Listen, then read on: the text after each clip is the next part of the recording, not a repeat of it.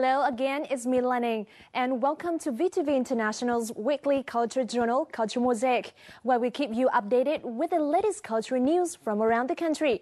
Now, in today's show, we'll get to know a talented Hanoian who creates art out of glass, before talking to young and passionate American student performers who have just wrapped up their Asian tour in Vietnam. And last but not least, let's check out how Vietnamese brocade is being embraced in the hands of an Australian artisan. Hanoian man molds art out of glass.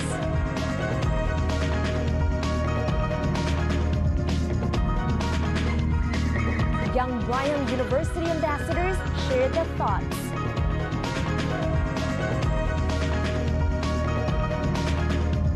From Vietnamese brocade to future traditions.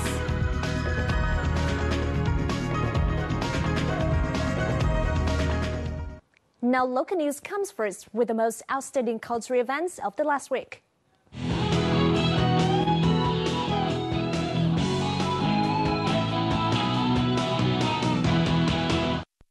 Representatives of An Giang Province Muslim community held a ceremony to begin the month of Ramadan at the Mubarak Mosque in Tân Châu town on Wednesday.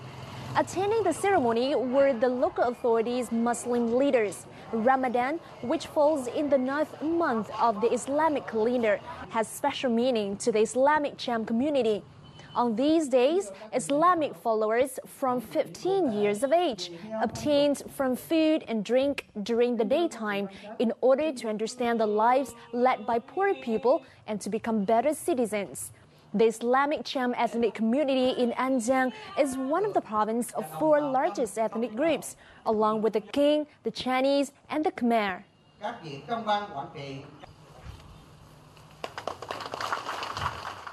Now, upholding the values of royal court music has always been a top priority for artists in the central city of Huế, with significant accolades earned at the recently held Traditional Music and Instrument Festival 2014 in Lâm Đồng. Huế royal court music artists can continue to take pride in bringing the traditional music closer to audiences.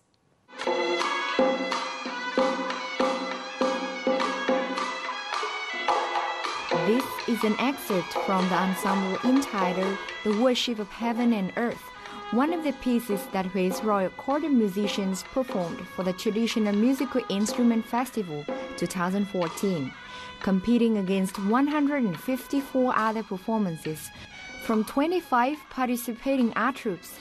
This was the performance that earned them a gold medal.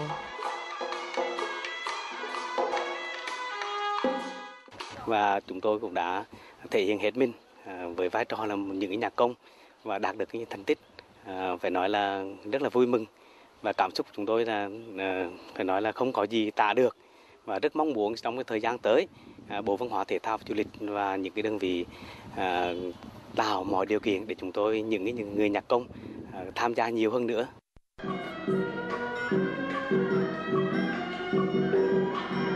Another performance representing Huế Royal Court music, entitled Filial Duty Fulfillment, was also highly praised by the judges at the festival and earned a silver medal.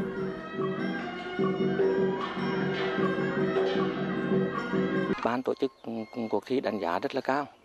Đánh giá cao, cái thứ nhất là những cái bài bản chúng tôi đưa ra là mới lạ. Cái thứ hai là cái kỹ năng diễn tấu của nhạc công của nhà hát thì cũng đã được thế giới công nhận là di sản văn hóa phi vật thể của đại diện của nhân loại, và hai nữa được công chúng trong nước cũng đã để ý đến và cũng đã quan tâm theo dõi ý đến. Together with local artists' efforts to revive this unique performance genre, many projects to preserve and uphold the values of Huế Royal Court music have been implemented, inspiring artists to pursue their passions for the art. Thì ngay tại nhà hát của chúng tôi cũng đã có những cái kế hoạch rất là dài lâu. Một mặt là luôn luôn cho những nhạc công tập huấn với những nghệ nhân nghệ sĩ, với những cái sưu tầm những cái bài bản cổ để phục hồi lại. In 2003, UNESCO recognized the Huế Royal Court music as a masterpiece of the oral and intangible heritage of humanity.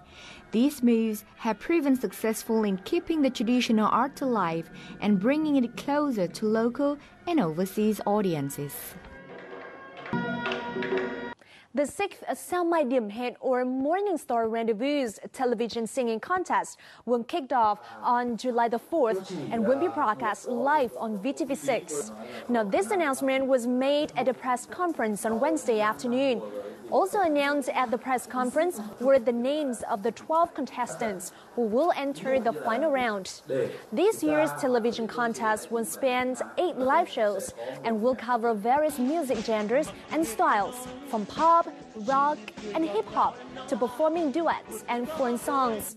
This year, the Morning Star Rendezvous contest will take place in Vietnam Television's outdoor studio and will be broadcast live every Friday night at 7 p.m. on VTV6 channel.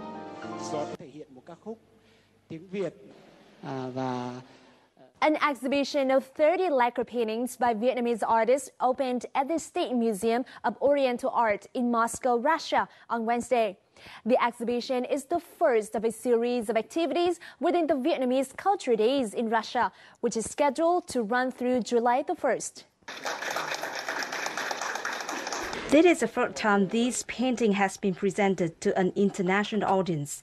These artworks by the Sonta Group create an opportunity to introduce a uniquely Vietnamese creative space to Russia's people.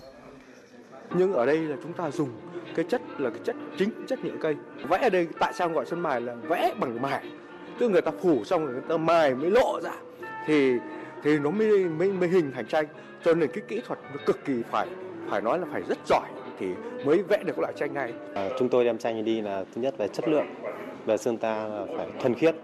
Tôi cũng hơi bất ngờ về khi đem sang đây vì khi tôi vừa mới tháo dỡ ra thì các công chúng đã đến xem và rất là xúc động và ngạc nhiên và thấy là chất lượng, và họ cũng đã hỏi rất nhiều về cái lĩnh vực của mình về sơn ta. The works on display enthrall the viewers with glazes of eggshell, ochre, silver, and gold, and the material seems limitless in its ability to express any style, idea, or subject.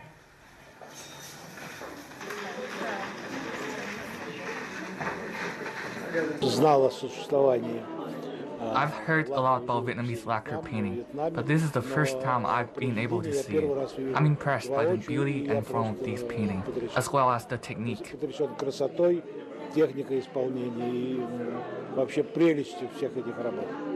Я уже общалась с одним художником и просила мне просто объяснить даже подробнее. I just talked to one of the artists and he carefully explained the painting process to me. I think it's very intriguing and I really admire Vietnamese artists for being able to use new and unique methods to create traditional lacquer paintings. С новыми идеями, с новым видением. According to the director of State Museum of Oriental Art, this is the first exhibition of Vietnamese artwork here in nearly 10 years. The exhibition is expected to be the start of future artistic exchanges between the museum and the Vietnam Fine Arts Museum.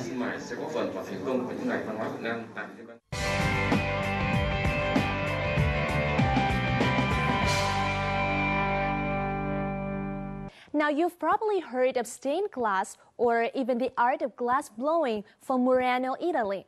This edition of Culture and Lifestyle will introduce you to a Hanoian man who is known in Vietnam for creating glass paintings and the delicate craft of engraving. So let's have a look.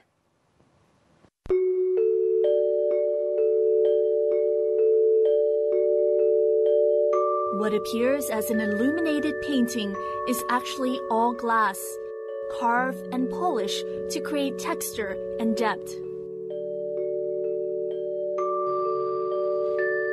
Meet Phạm Hồng, considered Vietnam's top connoisseur of glass paintings, which all began with simple sketches such as this. The sketching is then scanned into a computer design system, where Mr. Vinh will outline his drawing with vectors. 24 years in the trade now, Mr. Vinh, the first to make glass painting in Vietnam, says such technology have made his job much easier. A specialized laser printer will then etch the outlines onto a sheet of sticky back plastic, and this in turn will be pasted onto the glass to create the base for carving to begin.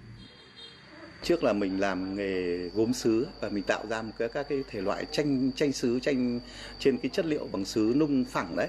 Thế thì sau khi bỏ cái nghề sứ này thì mình chuyển sang là mình mới sử dụng cái tấm kính ấy, để thay cho cái tấm sứ mình vào, mình mài, mình vẽ, mình khắc ở trên cái tấm kính đấy và mình tạo màu vào thì nó như tranh sứ. After that, it's off to the dusty part, where artisans will use the force of sand in a sandblast gun to carve onto the glass sheet. Artisan Vinh will then polish the carving to ensure a smooth surface to the meticulous etching.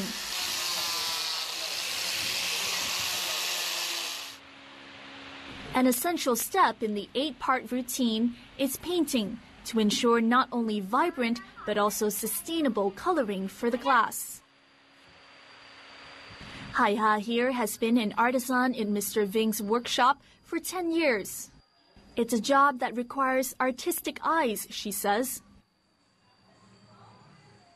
Khi mà mình sơn họa tiết ở tranh ấy, mà mình phải vẽ ngược, hoàn toàn vẽ ngược bằng trí tưởng tượng của mình, nên cái đấy nó rất là khó. Nó cũng không giống như là những cái sản phẩm khác, ví dụ họ vẽ thì họ có thể nhìn trực tiếp, đập màu, chấm màu lên, nhưng mà sản phẩm tranh kính này là phải vẽ bằng ngược. The result is what Mr. Vinh calls both beautiful and durable glass.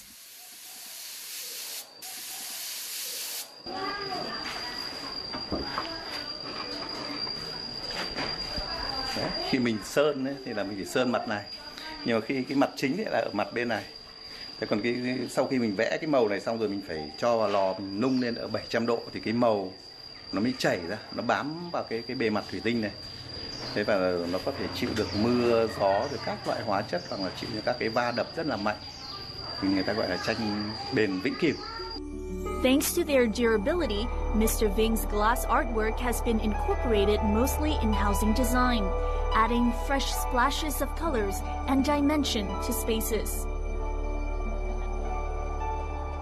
Now, Mr. Ving's glass art is not only utilized in modern architecture in houses, such as being a divider or a ceiling, but it is also an augmentation to historical architecture such as this. Now, this is a church that dates back to 1918. It's the Chuksun Church in the easternmost part of the capital city of Hanoi. And we'll see in the following how it is utilized in this church.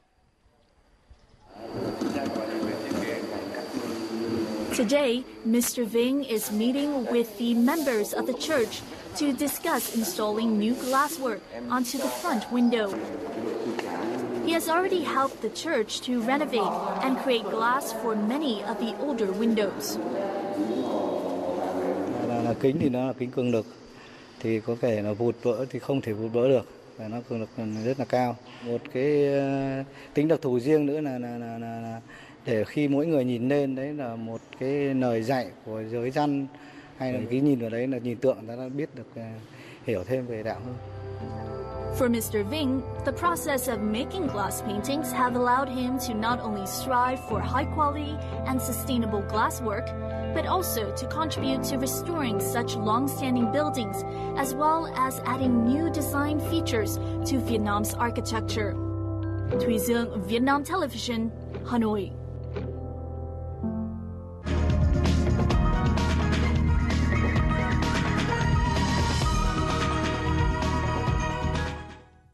You're tuning into Culture Mosaic, a weekly journal featuring the rich cultural diversity of Vietnam and vibrant international cultural events happening around the country. We hope to become the bridge connecting artists and the words with our viewers out there. So don't go away. We have a lot more in this week's installment coming for you in just a moment.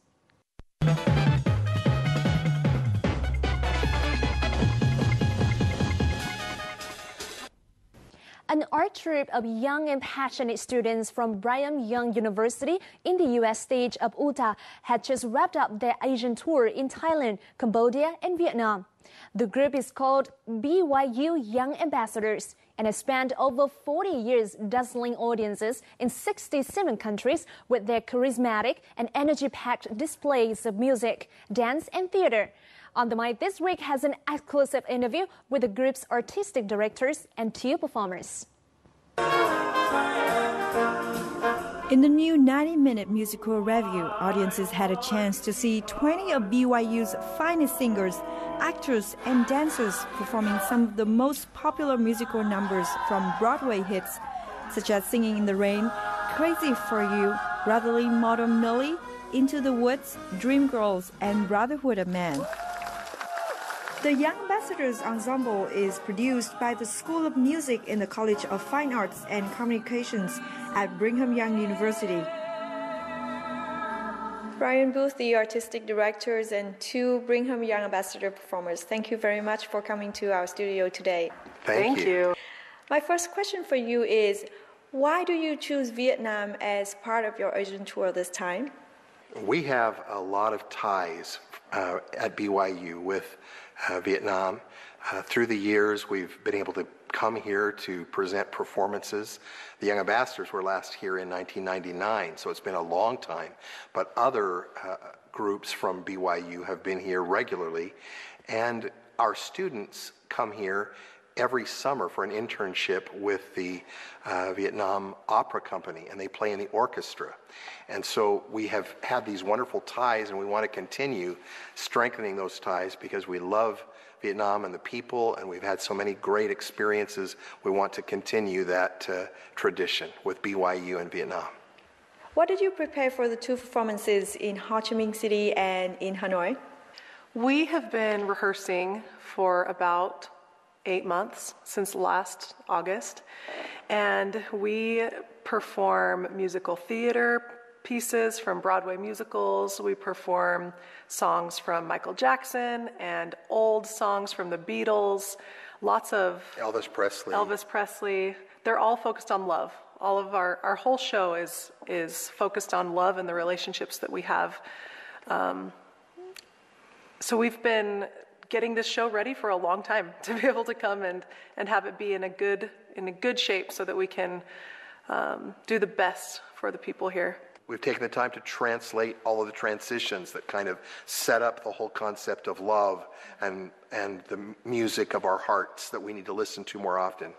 And all of those things were an effort to meet our audiences in Vietnam, in Cambodia, in Thailand, more than halfway, so that they're not just sitting there looking at an American group going, who are these people? What are they singing about? What is all this? It's so strange and unusual.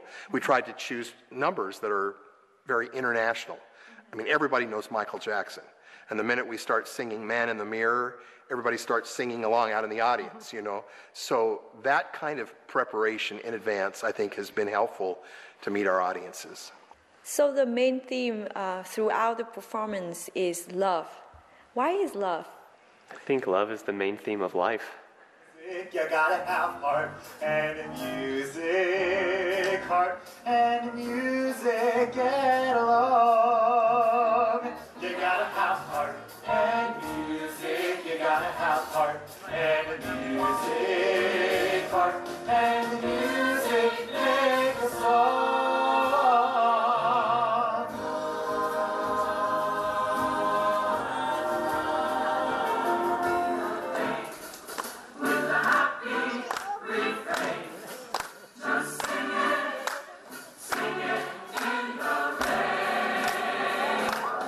We've been traveling around the world since 1970. The BYU Young Ambassadors entered the international spotlight at Expo 70 in Osaka, Japan. And I happened to be there as a freshman in college. I was 18 years old, just turning 19, while I was actually on tour. And that was kind of the beginning for me, experiencing the world. We traveled through, on that first trip, to Korea, Thailand, Taiwan, the Philippines, and spent a long time in Japan. And since that time, the group has toured to 67 countries. Cambodia, on this recent tour just last week, was our 67th country that we visited. And, you know, we travel the world, we eat interesting food, we see wonderful songs and dances and theater from many different nations. And there are lots of things that are unique and different, but we have far more that is the same between peoples of the world than differences. And we're very excited about building friendship ties through the medium of music and dance. It's a universal language. I was very impressed by the energy and the good vibes that you put into each song and each performance. But you're all students, not professional performers, right? Mm-hmm. We're all full-time students, and we audition to be on this group, and it takes as much time as our classes take. This takes about the same amount of time. But we all love it, and we love working together and getting to create music and performances together. And we hope that that shows on stage, the fun that we have together with the band and with our technicians, all working together to put on a good show and express our love and our friendship through music. So what is the most challenging thing to put together a big group of student performers but achieve such a high standard in performing like this? Well, my challenge is that there are so many talented students. How can I choose just 20 singer-dancers? Because I'll have over 100 who want to have the experience, over 100 people that want to come to Vietnam and want to come to Cambodia and to Thailand, and I can only choose 10 women and 10 men. And they're very well prepared. Most of the students at Brigham Young University come from strong families, where their families have encouraged them to develop their talents.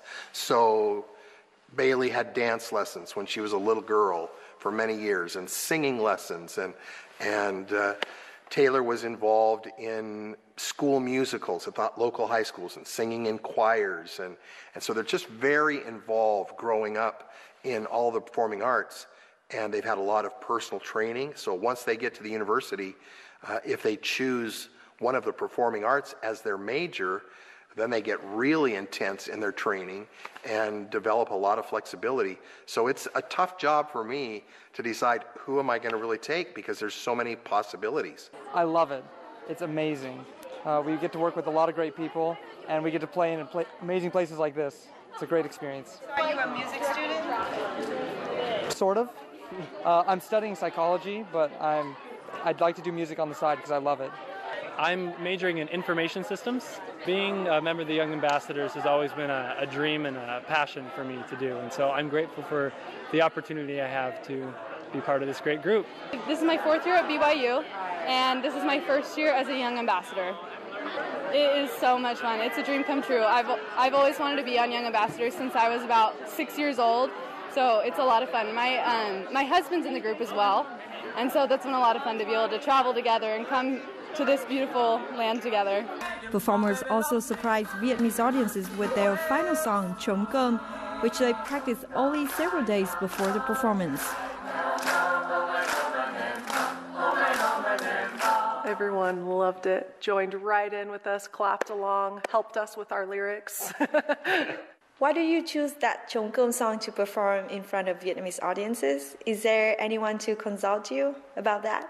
Some of our Vietnamese friends that we've worked with in recent years, and they gave us a whole list of songs, and we maybe asked 5 different people, and on the list of all of them, that was the common song. There were lots of other possibilities, but they felt that it was so well known. I mean, it's an older song, but it was so well known, and then we saw on YouTube some fairly contemporary performances of it. We thought, okay, so we should probably do this. So I've heard these two sitting right behind me in the bus for the last 3 days, just singing the words, singing the words, singing the words. And didn't you want to do a little impromptu performance of the first 2 lines? Okay. Ding. Ready? Ding bong ga gai John kom kanai cao vô oh my bom nen bom oh my bom nen bom một vài ta tình con mi một vài ta tình con mi oh my lord oh my đi em nhắc thầm con mắt ô mê nhìn thì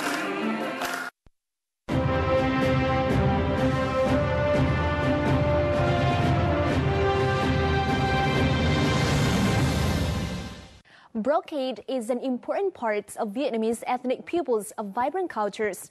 Cynthia Mann, an Australian fashion designer, has started a fashion brand named Future Traditions using Vietnamese brocade and Western designs. Let's find out more about Cynthia and her innovative fashion brand.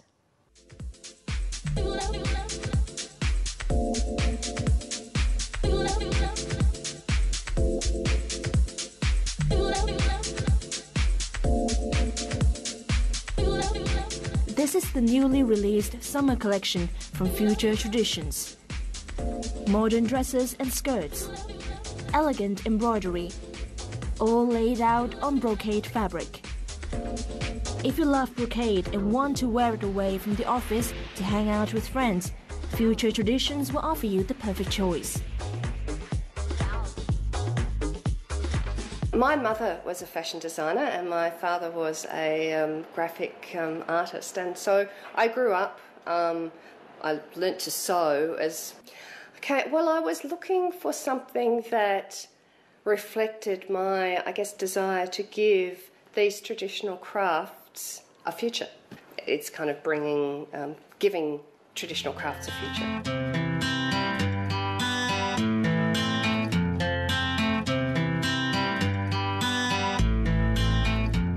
Cynthia first came to Vietnam in 2003.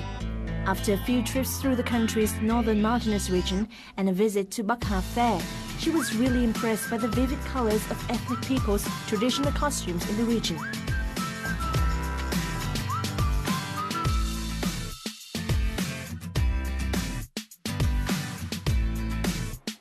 After each trip, Cynthia took home some brocade or even traditional costumes, and it was those items that inspired her to start work on a new collection.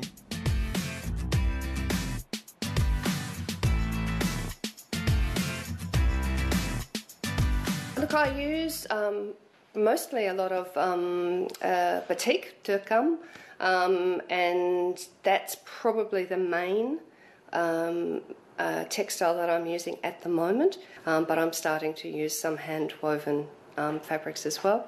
I'm very interested to work with some of the local communities. I met two Red Zao sisters up in Bắc Hà recently. I'm keen to work with them and their community to do some embroidery on some of the work that I'm doing.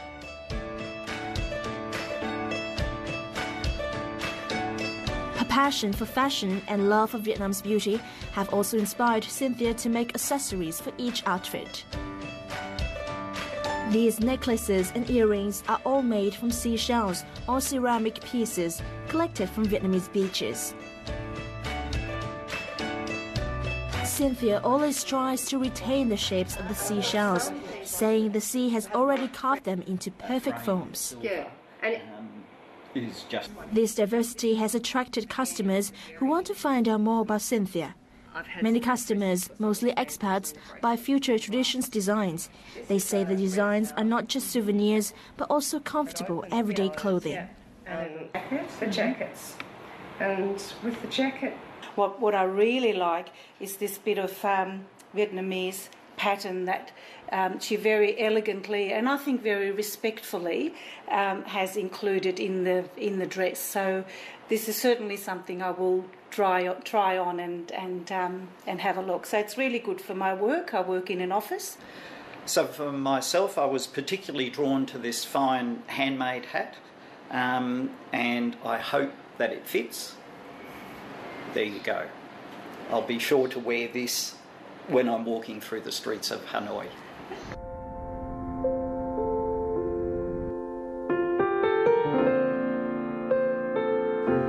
The combination of brocade and Western styles has proved effective via the success of Future Traditions. Cynthia is also working on developing projects with other traditional handmade woven fabric in Vietnam. Having visited many countries, Cynthia has chosen to settle in Vietnam. She sees it as a second home and always strives to promote Vietnamese culture to the world through her designs.